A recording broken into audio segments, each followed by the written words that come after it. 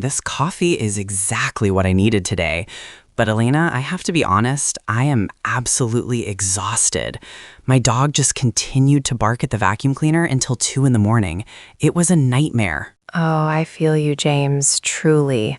My cat does the same thing whenever she sees a bird through the window. But, hearing you say continued to bark sounds a bit, I don't know, like you're reading from a science report. Wait, really? I thought continue was a great word. I even tried to tell him, buddy, please keep to stay quiet, but he wouldn't listen. Well, that's the thing. You actually hit on a very common mistake. We never say keep to do something. It's one of those tricky patterns. In English, it's always keep doing. So you should say keep barking or keep being quiet. Oh man, keep doing. I keep making that mistake. It's like my brain is stuck in a textbook from 10 years ago. Don't worry, it's totally normal. But that's why I call the word keep a secret powerhouse. It's a total chameleon. Native speakers use it constantly because it sounds so much more natural than continue or remain or maintain. I really want to figure out how to use it properly. I feel like whenever I try to use more casual English, I run into these grammar walls. It's frustrating. Well, you've come to the right place. Today is all about mastering this powerhouse. We have a great roadmap for the episode. First, we'll look at the B1 basics, the stuff you use for daily habits. Then we'll dive into the B2 nuance, where keep gets a bit more sophisticated.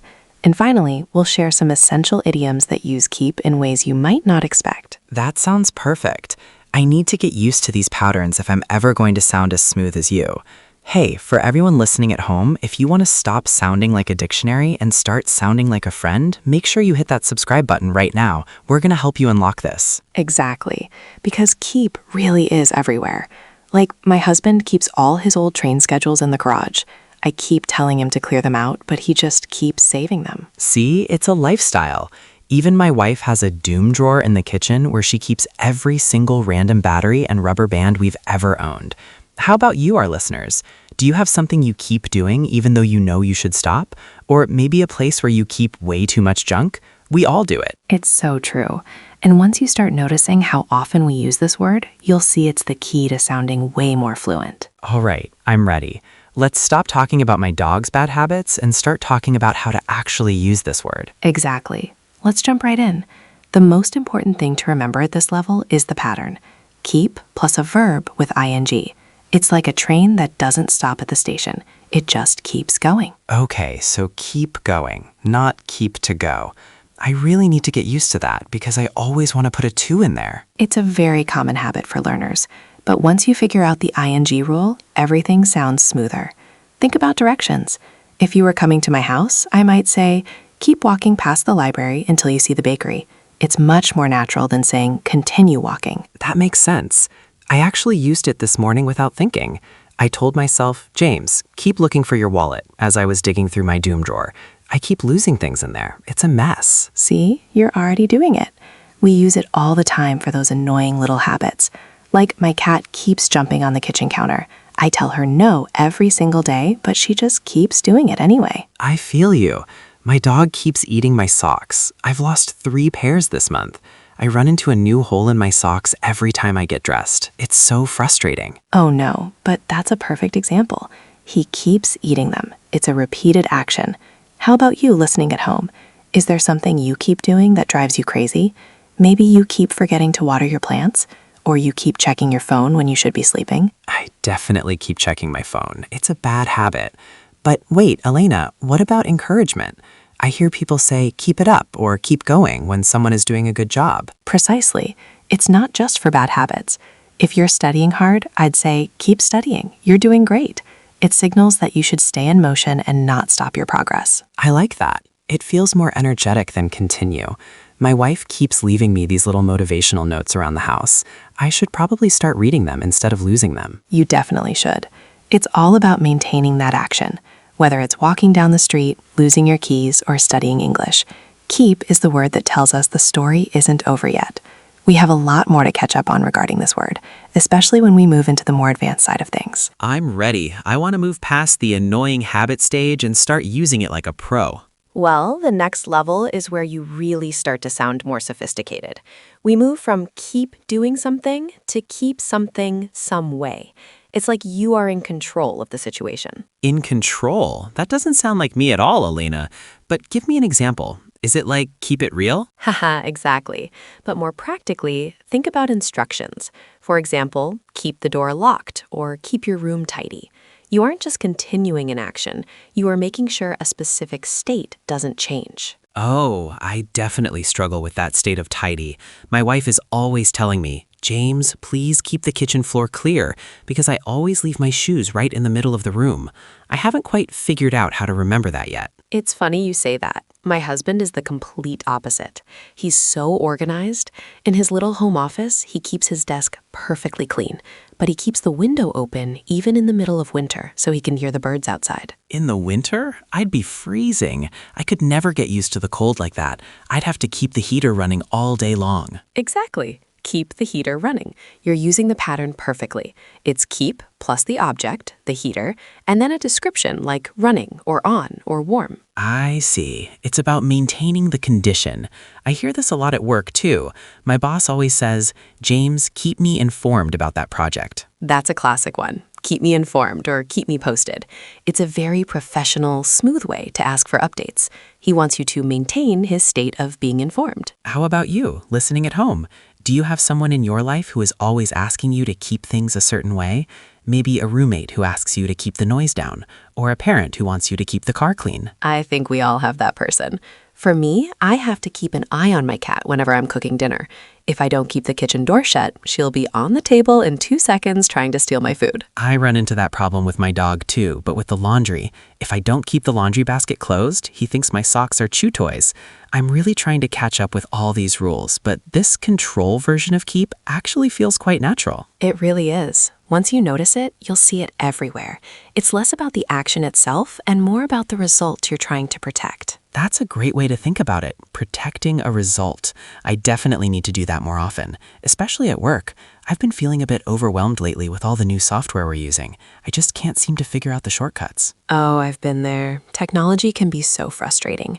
But you have to keep your chin up, James. You're a fast learner, even if it doesn't feel like it right now. Keep my chin up? That sounds like I'm trying to look at the birds in the trees. Is it a physical thing? Haha, not exactly. It's an idiom we use to tell someone to stay positive. Think about it. When people are sad, they often look down at their feet. So when we say keep your chin up, we're saying don't be sad or don't give up. I love that. It's very visual. I'll try to keep my chin up even when I run into another error message on my computer screen. It's definitely better than staring at my keyboard and sighing. Definitely. And while you're staying positive, sometimes the best strategy at work is actually to keep a low profile. Have you heard that one? I think so. Is that like staying under the radar? Like not trying to stand out or be the center of attention? Spot on. It's perfect for when you want to avoid trouble or just stay out of the spotlight for a while. For example, if there's a lot of drama in the office, I usually just keep a low profile and focus on my own projects. Oh, I do that all the time when my neighbor starts talking about her garden. I just wave and keep a low profile behind my fence so I don't have to listen to a 2-hour lecture on fertilizer. Exactly. It's about being discreet. My husband is a master at this. When his family starts arguing about something at dinner, he just keeps a low profile and finishes his dessert in peace. That sounds like a solid plan. I need to get used to doing that more often. I usually talk way too much and end up in the mess. How about you, our listeners? Do you find it easy to keep a low profile, or are you always the one everyone notices? And who do you go to when you need someone to tell you to keep your chin up? That's a great question. It's all about knowing when to be seen and when to just stay steady. We've covered a lot of ground today, but there's one more way keep shows up in our daily lives that we haven't touched on yet. Wait, there's more? I really need to catch up. My brain is starting to feel like that doom drawer we talked about earlier, full of information, but a bit messy. Don't worry about the mess, James. We can organize your mental drawer right now. How about we turn the tables? Let's test our listeners and see if they've been paying attention to these patterns. Oh, I love it. A challenge. Okay, everyone, listen closely. I'm going to give you 3 sentences that sound a bit like a textbook. Your job is to transform them using our powerhouse word, keep. You ready? I'm ready, and I'm sure our listeners are too. What's the first one, James? Number 1, how would you change continue to study to make it sound more natural? Think about what Elena said about that ing train. I'll give you a second. Did you get it? The answer is keep studying. I say this to my niece all the time when she's practicing her scales on the piano. It sounds so much more supportive. It really does. Okay, number 2. Imagine you're making a pot of tea. Instead of saying, ensure the water stays hot, how would you say it using keep? This one uses that control pattern we talked about. Any guesses? It's keep the water hot. My husband is very strict about this when he's making his morning coffee. He hates it when it gets lukewarm. I'm with him on that. Cold coffee is a crime. All right, last one, and this is a very common mistake people make. How do you transform I always forget her name into a more natural keep version? Oh, I struggle with this one personally. The answer is I keep forgetting her name. It's that repeated, annoying action. I do this every time I see my neighbor at the grocery store. I feel so bad. Me too. I keep forgetting where I put my glasses, and they're usually on top of my head. That was great. I think we're really starting to figure out how this word works. But Alina, before we move on, I noticed you used some really great phrases today, but I want to make sure I actually understand. You're right. We should take a moment for that. Let's look at a few of them. First up, to figure out. To figure out. It took me forever to figure out how to use the new coffee machine at work, but now I'm a pro. I'm still trying to figure out why my cat prefers sleeping in a cardboard box instead of her expensive bed. It's a mystery. Next one, to catch up. To catch up. I need to catch up on my sleep this weekend because my dog was barking all night. I love meeting my friends on Saturdays so we can catch up on all the gossip from the week. How about this one? To run into. To run into. I always run into problems when I try to assemble furniture without reading the instructions. It was such a surprise to run into my old teacher at the library yesterday after all these years. And another important one, to get used to. To get used to. It took me a long time to get used to the noise of the city after living in the countryside. My husband had to get used to waking up early when he started his new job last month. Last one for now, exhausted. Exhausted. I was absolutely exhausted after hiking up that mountain last Sunday. By the time Friday evening rolls around, I'm usually too exhausted to do anything but watch a movie. Exhausted is definitely the word for it. My brain feels like it's been at the gym for 3 hours, Elena, but I honestly feel so much better now that I figured out how to use keep properly. It was like a little puzzle I couldn't solve before. I'm so glad to hear that, James. You've really done a great job today. It just takes a little bit of time to get used to the natural rhythm of it. But before we finish up and let everyone get back to their day, I have a little challenge for everyone listening. Ooh, a challenge. I like it. Does it involve my doom drawer? Because I'm still not ready to clean that out. No, your doom drawer is safe for now. Here is your challenge of the day.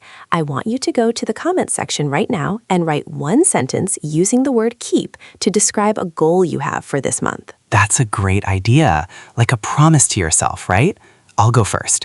My goal is I will keep the laundry room door shut so my dog doesn't steal any more socks. If I can do that for 30 days, I'll consider it a huge victory. That's a perfect example. For me, it would be, I want to keep practicing the ukulele for 10 minutes every evening. Even if I play badly, I want to keep at it. How about you listening at home? What is one thing you want to keep doing or keep a certain way this month? We really want to read your sentences. Exactly. And remember, consistency is key. If you found this lesson helpful and you want to keep your English growing, please make sure you hit that subscribe button and give us a like. It really helps us keep the show going and helps other learners find us too. It really does. We love being part of your English journey. Just keep in mind that every little bit of practice counts. Don't worry about being perfect. Just keep showing up. Well said. All right, I'm going to go home and try to figure out where I kept the TV remote. I have a feeling my dog might have hidden it under his bed again. He keeps things he likes, you know? Good luck with that, James. Keep practicing, everyone, and we will see you in the next lesson. Happy learning. See you next time. Bye. Bye-bye.